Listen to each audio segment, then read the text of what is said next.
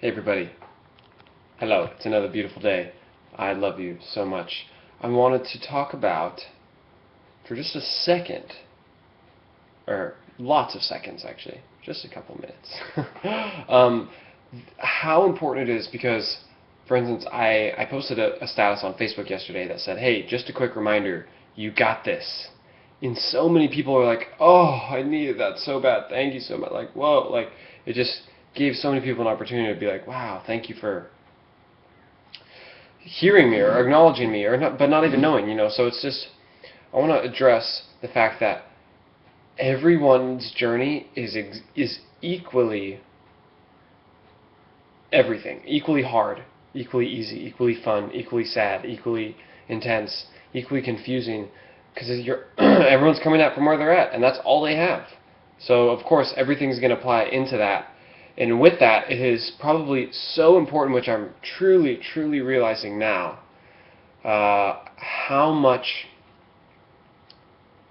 emphasis you need to put on the relationship you have with yourself. That's so important. I was just watching my soul, whatever, my horoscope reading on soulgarden.me or .tv, Soul Garden. Anyways, Christopher Witecki, he's legit. He does the whole week forecasts, and it's super. And he explains why. Like, he shows you little graphs of why Saturn's lining up with this, and this is going retrograde with that. Whatever. I don't know all that stuff very well. But he made an interesting point how this week kind of represents, like, I have no celestial support right now. Like, all of the different, how certain planets and signs can be lined up to where everything's flowing to you in your abundance and people are going to help and all these things. But basically he said, this is the week where you literally just have to run off of your own fumes and your own input and your own, which is so interesting because it makes perfect sense, even just how this week started out. It's only Tuesday, but and just how the last few weeks have been going. Noticing how I don't know. I mean, there's so much material I'm making around this, and I'm writing it all down as I go along, but just how important it is to make your own routine, to get yourself used to things, and get yourself used to not being used to things, and being uncomfortable, being vulnerable. I think vulnerable and powerful always need to be said with the same, like it's the same word. It is so important and necessary to be vulnerable.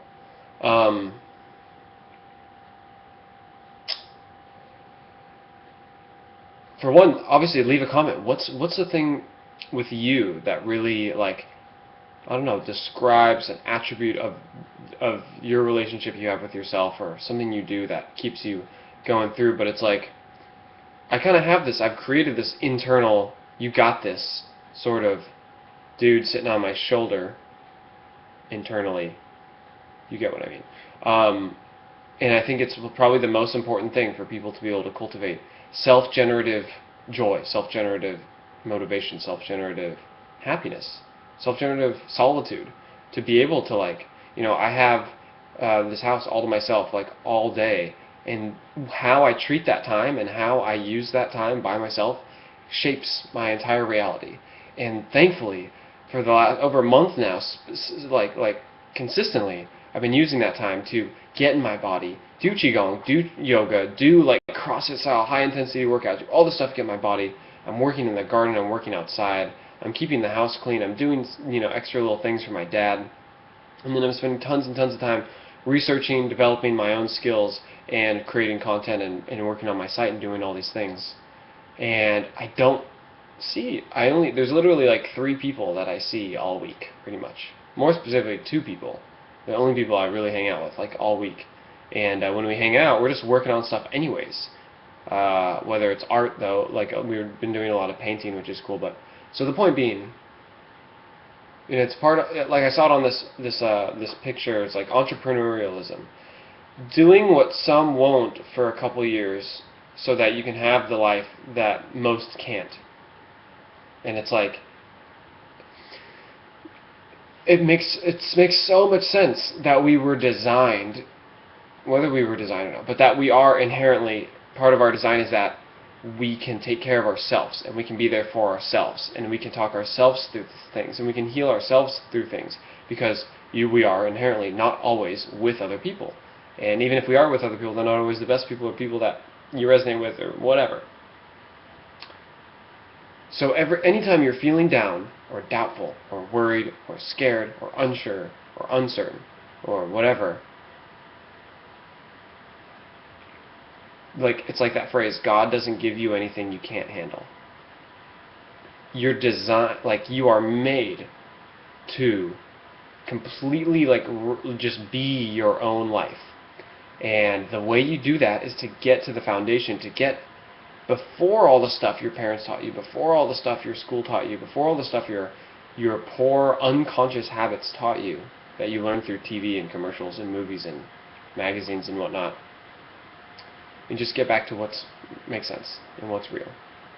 And what's real is you and your consciousness and your relationship to that awareness, and then all the things you observe from there.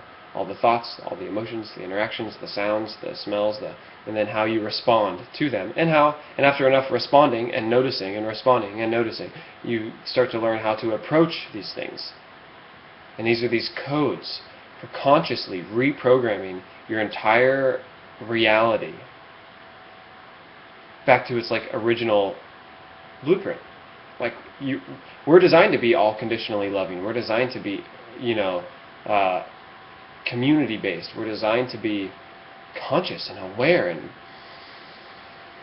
always breathing deep and being so aware of our bodies and in tune with our bodies, being able to feel your ring finger toe. Can you just feel that toe? Can you just wiggle that? We're supposed to be in all of to fully be here. We have no idea what it's like to fully be a human, to breathe air. That's the thing. Our parents still lived in a world where there was stuff being pumped into the water, into the land, into the air. We don't even know what it's like. It's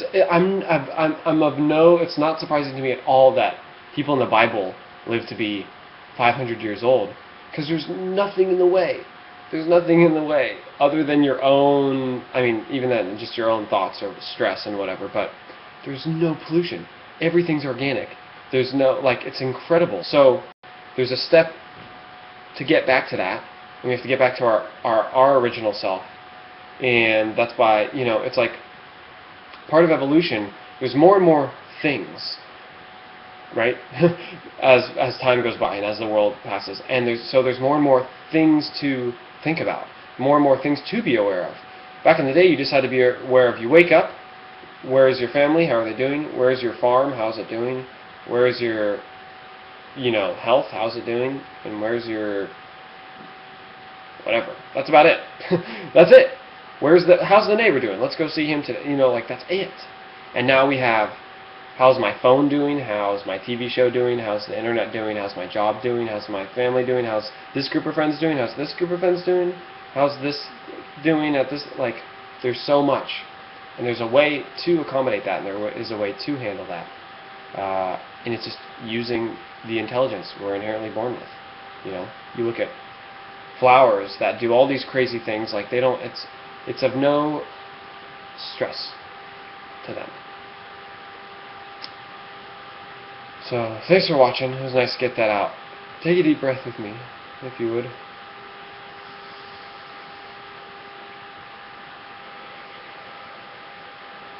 Take another one.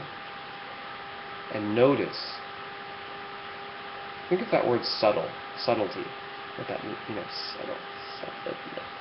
But just notice how with such ease the entire universe is existing right now.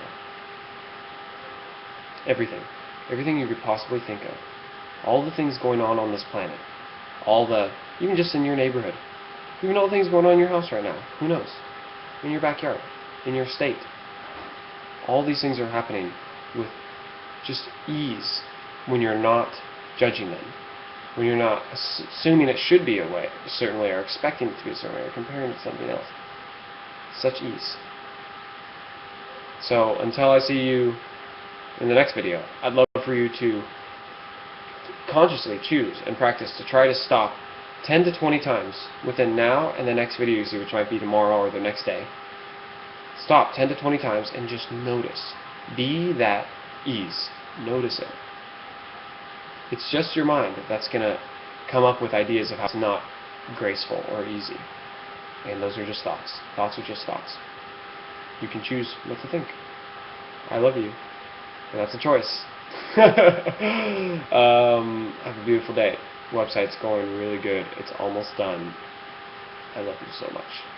Bye-bye.